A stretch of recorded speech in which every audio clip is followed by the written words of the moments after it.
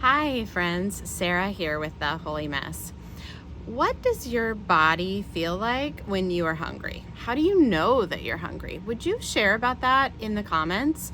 How do you know when you're full?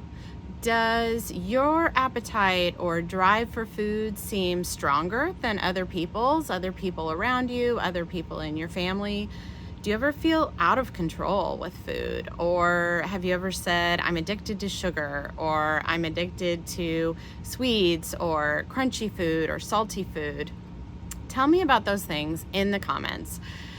Today's video is going to be a little bit different. This is more of an open discussion and sharing and dialogue more than me teaching you something. I want to share with you, and some of this is going to be quite vulnerable.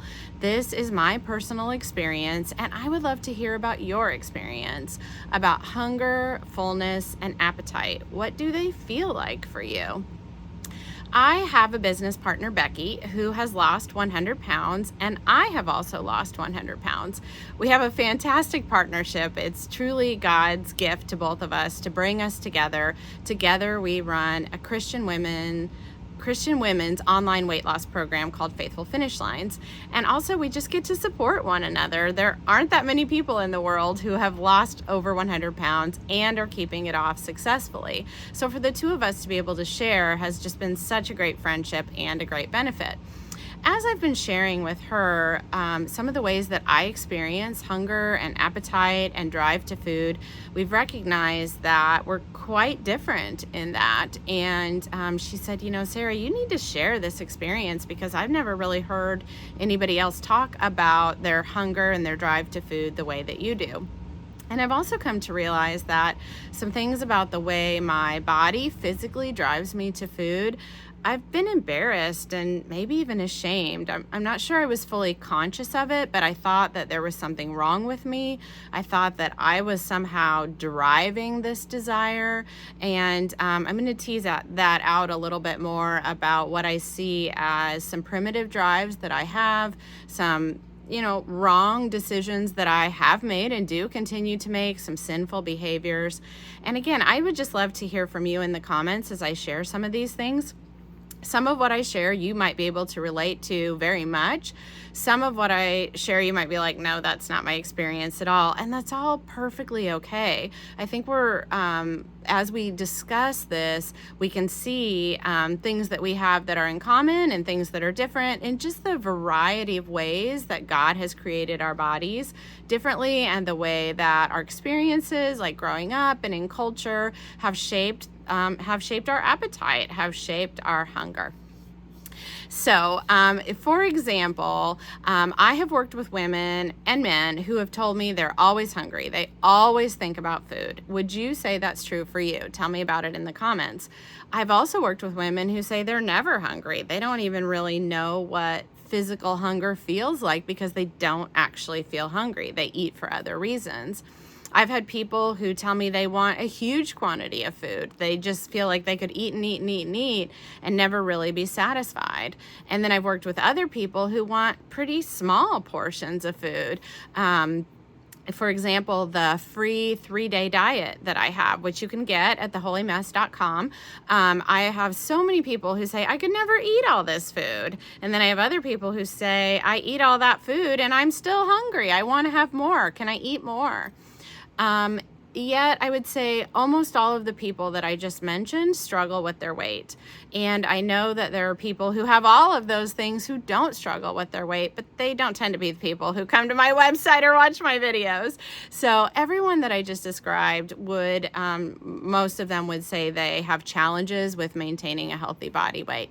So I'm curious for you, which of those is true of what I just mentioned and which is not true? Do you feel like you can never get full and you want huge portions? Are you a volume eater? Do you eat very little food, but yet you find it challenging to be at a healthy body weight? Also, please be sure to join my email list. I write about weight loss tips and strategies and things like this on a regular basis. You can email Sarah at theholymess.com and say, I'd like to be added to the list for weight loss. So let me share some of my experience. And like I said, this is rather vulnerable for me. I'm coming to understand more and more that this is a primitive drive that my body has, but I've definitely felt embarrassed or ashamed. I am maintaining a 100-pound weight loss. I have been maintaining now for almost 2 decades. Maintenance is challenging for me, and that's one of the first things I would say is different for me from my business partner. She would say maintenance is relatively easy. She works very hard at it. She's intentional, but it's not that bad for her now. Whereas for me, it is an ongoing challenge. And for a long time, that was quite embarrassing for me, or I didn't want to admit it, because we talk about in our program food freedom, and I do have food freedom in ways that I had never had before. God has brought me so much healing. Just the fact that I can maintain my weight is incredible, and it shows so much personal growth and spiritual growth, because so many times before I would lose weight, regain it. When the pounds come back, they always bring friends, and I ended up heavier than ever, to the point that I was over 250 pounds. I was also a compulsive eater. I was a binge eater, a serious binge eater, to the point where I was binging every day. I was binging when my kids were napping. I was binging when they went to bed. I was hiding wrappers. I was rebuying food. I was driving through fast food and eating it in the car, and then coming home and eating dinner again with my family, because I didn't want anyone to know just how serious my binge eating was. I would say my experience has been always having a feeling of being continually hungry, physically hungry a lot of the time, a good part of the day. And what to me certainly felt like a stomach hunger, not just a head hunger, but a physical drive to food. I would say I'm definitely a volume eater. I've always wanted or needed a large quantity of food in order to feel satisfied, and maybe more than what other people around me would want to eat or feel seems like they need to eat. I remember in elementary school wanting more than what the portions were that we were given for our school lunches. I remember wanting more than what my mom had packed for my lunch. It just never seemed enough.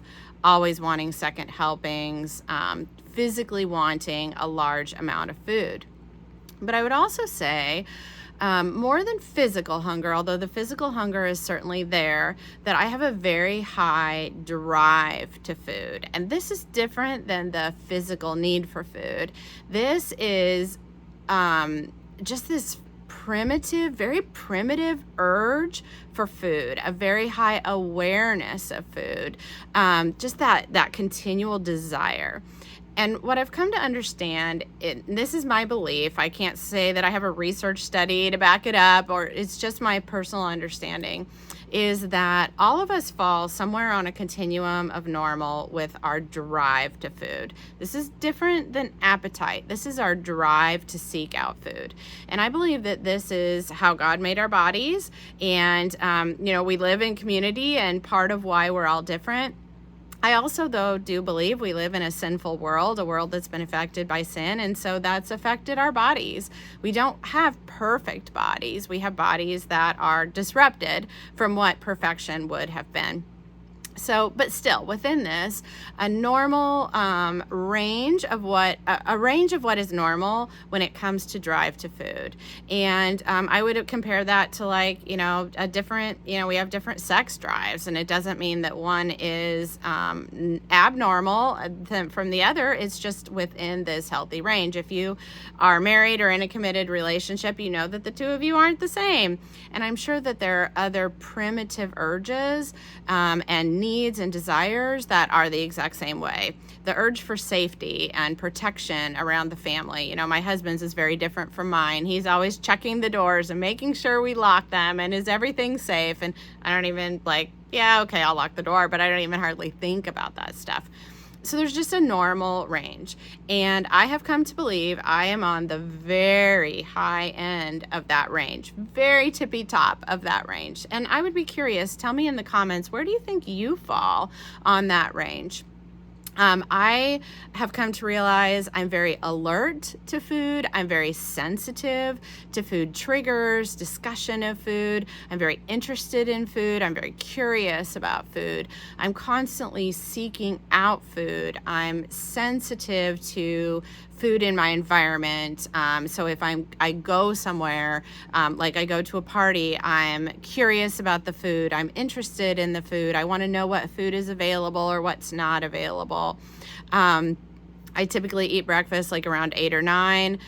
Really, within a half hour to an hour, I'm thinking about lunch. What's coming up for lunch? Am I going to have lunch? You know, whether my body is physically hungry or not. And yes, I can distract myself and I get busy with my work, but those thoughts continue to be in the back of my mind. As I was attempting to describe this to Becky, I was sharing that for me, it's kind of like I call it the pain tunnel. When you are in a lot of pain, and the more pain you're in, the more your vision tunnels to where you can't think of other things. You're focused on managing the pain. It's kind of like that. Like with food, I'm not in the worst like pain of my life with food that I always have to focus on it. It's more just I have this awareness that tends to block out other things, and I can channel it and distract it. But the more hungry I get, the more the tunnel narrows down. And I think that part of the way I have developed food freedom over the years is learning to expand my tunnel with managing my thoughts, taking those thoughts captive. And that's something that I'll explain a little bit further in this video of some specific ways that I do manage this primitive drive. I also call the primitive drive your toddler brain and your adult brain. And there are some other videos that I have where I share that more extensively. But again, just recognizing where I am on the continuum, and where do you think you might be on the continuum? And like I said, I used to feel a lot of guilt and felt like I had somehow created this. But I've come to realize that while there might be some truth in that the more I have abused food in the past, it probably did raise my sensitivity and awareness to some of this. I also believe that some of this I was born with. I was overweight from the time I was a toddler. Looking back at pictures, both of my parents were overweight. Most of my extended family is overweight. So I do believe that some of this is just a genetic primitive urge that I have, and now my responsibility is to learn to manage it with God's help, keeping God the center of my weight loss, and with my thoughts, taking my thoughts captive and leading it into a healthy way. So I was a former binge eater. Once I started stopping, it was extremely difficult. Once I started eating, it was extremely difficult for me to stop. And I would say now, that is still true. I do still have urges to binge. I have learned to dismiss those urges, but it's not like the urges ever fully went away. Certainly, the more time passes, the more it has cemented in my brain the healthier behavior. And so my drive is to the healthier behavior, but it's not like the urges are gone. And I would also say each time I start eating, I need to consciously make myself stop. And this is different than just recognizing fullness. For a lot of years, I couldn't recognize the signals of fullness, and I had to do some things to learn that. I needed to slow down my eating. I needed to eat not distracted so that I could feel those fullness signals. And that took a lot of intentional effort and practice, but I did get there. And that was even after I'd lost the 100 pounds. I had to work on that. But I would also say, even when I feel the physical fullness, I still have another part of my brain, and I believe this is that primitive or toddler brain that wants to keep going. I think all of us get a certain amount of dopamine release when we eat, and I'm not a doctor or a therapist, and so I'm not trying to speak, officially, but I wonder if mine is especially high. Maybe higher than other people's, because I want to have this continual feeling of putting food in my mouth, that feels really good to me. Continuing to eat feels really good to me. Whereas other people I see who maybe are more typical with food, it seems like they have the urge to stop. They don't like the feeling of continuing to eat, or they just don't want to, they kind of just don't want to mess with it. Like they've got other stuff they want to do and they want to get back to it. And even if I'm really busy and have other things I want to do, that drive to food for me is so strong that I want to keep eating. I want to keep going. I want the experience of eating and feeling the food in my mouth to keep going. Even when my body is giving me signals like, whoa, we need to stop here, you're going to be over full, I still have that drive that wants to keep eating. We joke around and we say, nobody ever binged on carrot sticks. Well, the truth is I could, and I have. I can binge on healthy food. I can keep going with like a whole pan of vegetables, like a whole huge stir fry that would feed a family. I could eat all of that, and I have. And that was actually one of my strategies when I first started losing weight, is I did still kind of binge on healthy food. And I still have the desire. Like I could sit down with plain brown rice out of the Instant Pot and overeat it, no problem. And I know other people might think that sounds really strange. And like I said, I used to feel a lot of guilt with that. But this is separate from emotional eating. I was an emotional eater. I certainly turned to food to deal with my emotions. And that's something that I had to work on quite extensively with therapy, with my spiritual growth, turning to God, using many things for that. But I have come to a point in my life now where I really don't eat emotionally most of the time. I still have urges to occasionally, but they're pretty easily dismissed. Again, I'm really talking about a different experience. And again, I have had to release a lot of guilt and let go of that this is a primitive drive that's inside my body. And at this point, it's still there. God can work miracles. And I always say, I believe in slow miracles. My weight loss was a slow miracle. So maybe in time, he will heal me of this and I won't have it anymore. But as of today, right now, sitting here, I still have those urges to eat a large amount of food. I resist the urge, but the urge is there. So I would be curious to hear from you in the comments. Do you have that experience ever? As I shared, both of my parents were overweight. My parents have both passed away. I've come to realize my dad especially, actually, I think, I can't talk to him about it anymore, so I don't know, but I think he had very similar urges. He grew up the youngest of 8, and it was during the Depression, and so there was not enough food. And I remember him talking about when he joined the Army, and they could pretty much have limitless food. He would just eat and eat and eat. And I remember him telling stories that the Army cook would say, no matter how bad the food was, oh, Schultz will eat it. At least Schultz will eat it. And I remember them saying like, give Schultz something and give him some ketchup, he'll eat anything. And I remember growing up watching him just eat huge amounts of food, even when it would make him sick later, even when he would be up all night with heartburn. It was just very, very difficult for him to stop. And he would go on diets and he would lose weight and then he would gain it back. And so I can see in some of his behaviors that I have some of those similar behaviors now. My mom had weight issues too, and I could see where she had that interest in food, but maybe perhaps a little bit differently.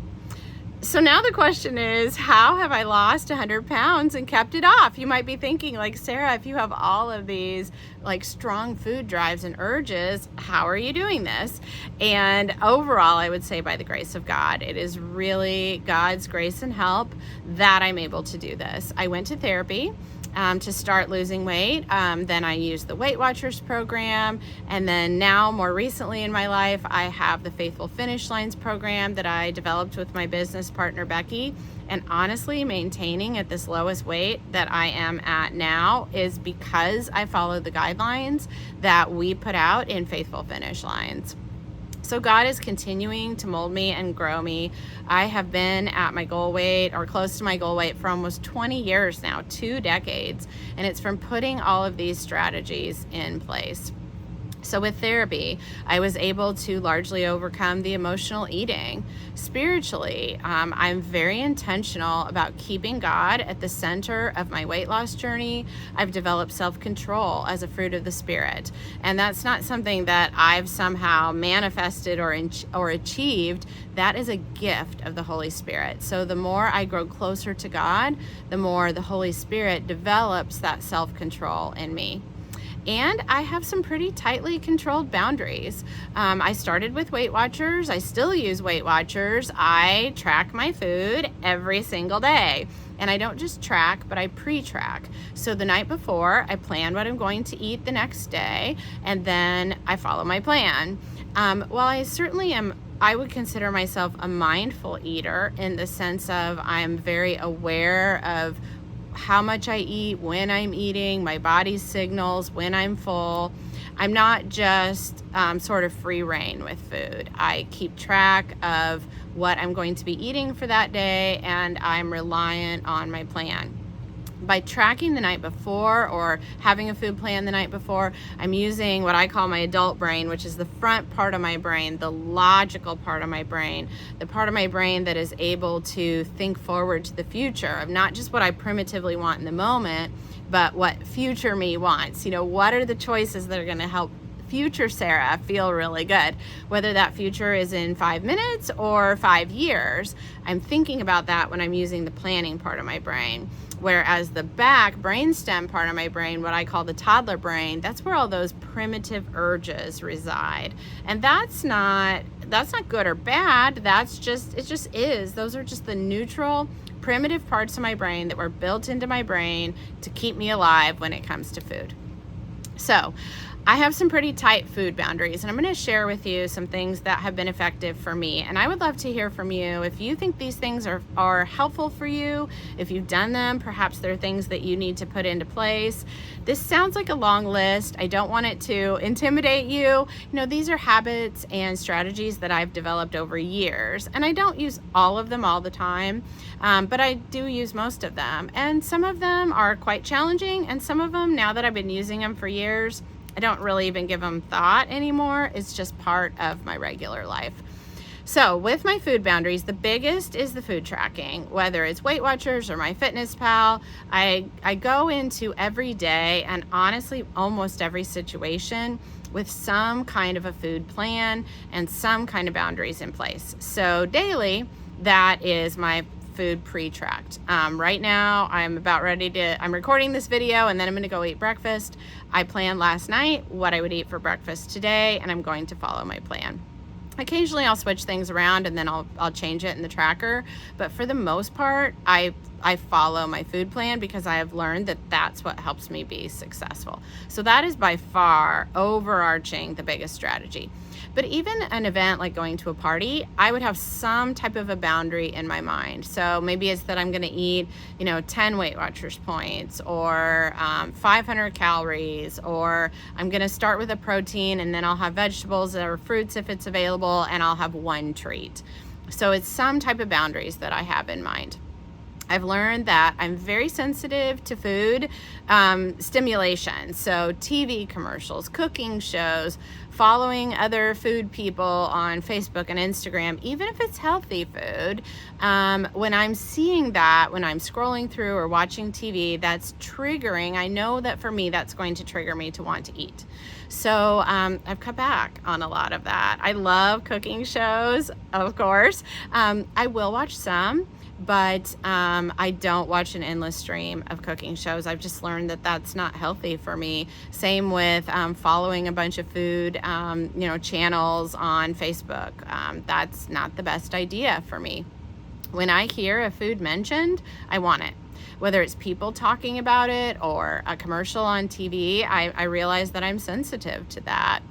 I have learned that weighing myself regularly is important.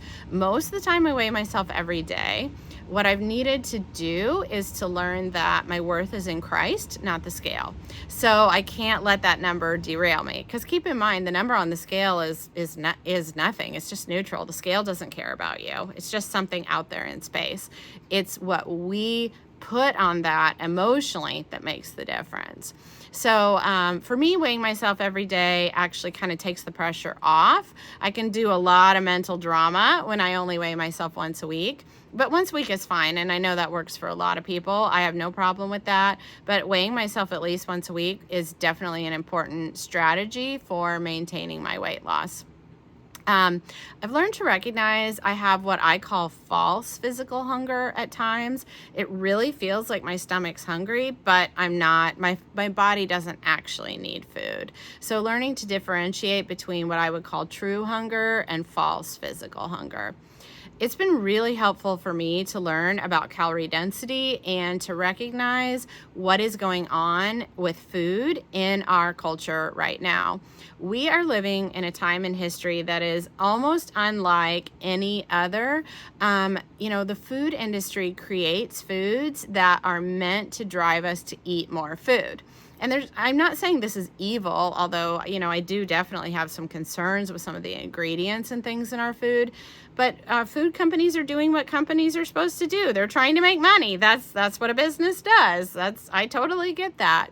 But because of that, they are creating commercials and packaging and, a whole society where we are driven to more and more food, and that food is very calorie dense. So each bite of food has lots more calories than really used to be before. It's packaged, it's marketed to us. There are scientists that's their whole entire job. The food companies put tons of money into driving us to eat more food, to eat higher calorie food, so that we'll buy more of it. And I think that we can clearly see it's working. When we look at statistics, more and more people in the United States and first world countries are overweight and obese, and those numbers continue to climb. And that is greatly concerning. And for someone like me who has a very high drive to food, I can see where I have to be extremely aware of that, of how sensitive I am to these triggers to drive me to eat more food. And we're very blessed that for many of us, that's available and we can afford it. I know that's not true for everyone, but for many of us, we can afford these foods. We can buy these foods, and they are available and all around us. There's fast food on every corner. There's grocery store food. There's food at the gas station. There's so much food that's available that is relatively inexpensive, especially when you compare, and I know food costs are rising, don't get me wrong, but compared to 100 years ago, a couple hundred years ago, people literally didn't have access to food, didn't have enough money for food, didn't have the ability to grow endless amounts of food or seek out food the way that now the food is available to us. I have learned that for me, eating nourishing food, healthy food is very important because, again, because of this very high drive, it's important that I satisfy my body with healthy food as much as I can. First of all, the calorie density of healthy food is much lower, so I can satisfy more of that large volume of food. The more that I eat plant-based foods, I have a chart where I show green, yellow, and red foods. Green foods are very low in calorie density, yellow are in the middle, and red are high. And I have a video about calorie density that's really helpful. The more I can eat those green category foods, which, by the way, for those of us doing Weight Watchers, are also your 0-point foods, I can become full and satisfied. And it also satisfies something in me when I'm eating healthy food the majority of the time. It brings some of that hunger drive down when I'm being nourished.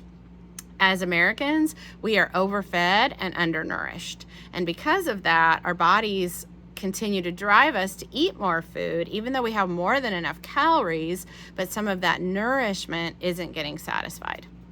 I've also found it's really important for me to eat steadily throughout the day. I used to be such a points hoarder or calorie hoarder. I would eat very little breakfast, very little lunch, and then I'd eat all my points at night, at dinner, and tons of bedtime snacks. Then I'd wake up the next morning and I wasn't hungry for breakfast because I ate so much the night before, and round we would go. Now I've learned that I need to eat a healthy breakfast, a healthy lunch, a healthy dinner, and perhaps one healthy snack in there. So I'm getting a steady amount of calories throughout the day. For me, fasting is not a good idea. I know that intermittent fasting is really popular right now, but that sets me up to binge. Eating on a regular basis for me is almost as good as a drug. It definitely helps. Eating enough protein helps. Eating enough of those healthy, nourishing foods, some satisfying fat, all of that helps so that I'm not as triggered by this primitive drive to want to overeat. How about treat foods? I do eat treat foods. I'm careful about what I bring into the house. If I know that a food is triggering for me, I try to keep it out of the house as much as possible. Sometimes that's not possible because I live with a big family and they're bringing it in, or people gift us with food. My husband's a pastor, people give us food. And that's okay, but I have definitely learned to manage that too. So my kids' treats are in boxes in the pantry that are not clear, so I can't see them. If a junk food comes into the house, I will try to put it downstairs in the downstairs fridge where I don't see it. There is no food on my kitchen counter except for a bowl of fruit.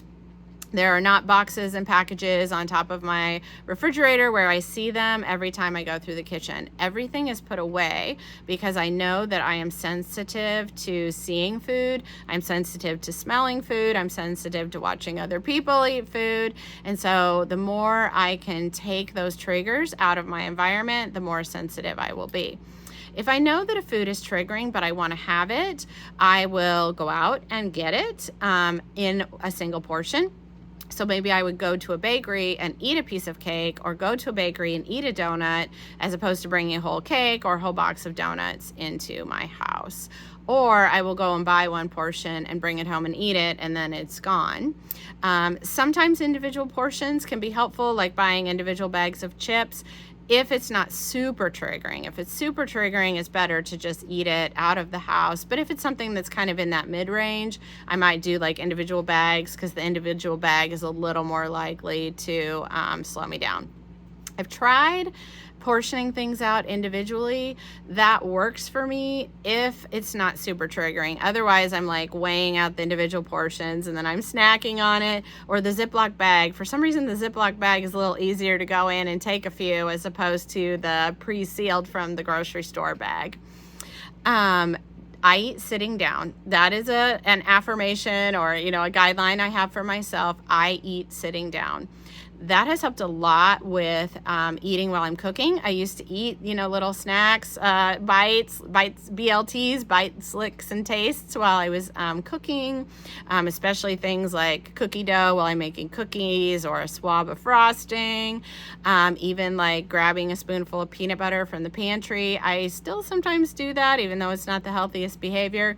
But I will sit down with the spoon and the jar over there and eat a spoonful. And sometimes I do that several times, but at least I'm conscious and aware of what I'm doing. If I want to taste a bite of food while I'm cooking, I'll take the spoonful, put it on a plate, sit my behind down, and eat it. Because again, it makes me conscious and aware of what I'm eating. I try to eat without distractions. Obviously, when, I'm sitting together with my family, it's wonderful to have that time together with family or other people. But if I'm just sitting eating lunch, I sit down and I eat. I do not scroll through my phone. I do not read. I do not check Facebook. I do not work. I do not eat while I'm working. I sit down, I enjoy my food, and then I'm more satisfied by it. I'm actually paying attention to my food. And then I'll get up and do other things. I use a smaller plate. I use a plate that is, more like a lunch plate than a dinner plate. And I know these all seem like little hacks, like, oh, these are the hacks that I would read in a magazine. And that's true. But when you put them all together, it does help. So again, I would love to hear from you. Can you relate to any of this? Do any of these things help you? I will portion out extras with people's names on them. So again, like if a whole pie came into the house or a whole cake, I will take my portion and maybe I'll eat one then, or the next day. I will save maybe another portion for myself and put it in the fridge or in the freezer. It kind of calms me down if I know I have another one to look forward to. And then my husband's been great about helping me out with this. He'll take the other portions and put the kids' names on them and some for him. And then typically I wouldn't eat it if it's for them. I would say now, 20 years into maintenance, there's no one food there's nothing I can't have. I allow myself to have everything. There's no food that I would say I absolutely can't have in the house or can't, definitely nothing I can't eat, but I'm very aware of those foods that are still very sensitive for me. Cake with frosting, peanut butter, Nutella. Those are foods that I just know I have to be very conscious, very aware and alert. But there are also foods that used to be trigger foods for me that aren't anymore. I can have cereal in the house, even cereal that I like, and it's tempting, but it's not going to trigger me in the way that like frosting still would. Ice cream used to be a huge one for me. I binged on so much ice cream. I could eat an entire carton, and I'm not talking about like a little pint. I'm talking about the whole carton. That can be in the house now, and I don't typically eat the family's ice cream. So that's great progress. Because I've made progress with those foods, I really believe that God will continue to work this in me, and maybe eventually all foods won't be as much of a trigger for me. But if they are, I've developed these strategies that I can manage them.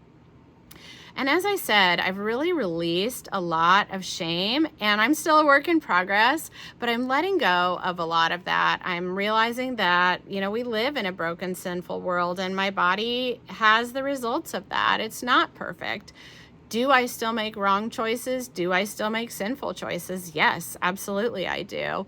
At Faithful Finish Lines, we have a program called Trading Guilt for Grace, where I walk through that. But I also see that some of this primitive desire is not anything wrong with me. It's a healthy appetite. It's a healthy drive to food that God placed in my body to keep me alive, to keep the human species alive, and mine just happens to be on the very high side. I shared with you about toddler versus adult. Understanding how my brain works has been so helpful in this. Eating enough food and eating that food regularly throughout the day is a super important strategy for me to prevent overeating and to prevent binge eating.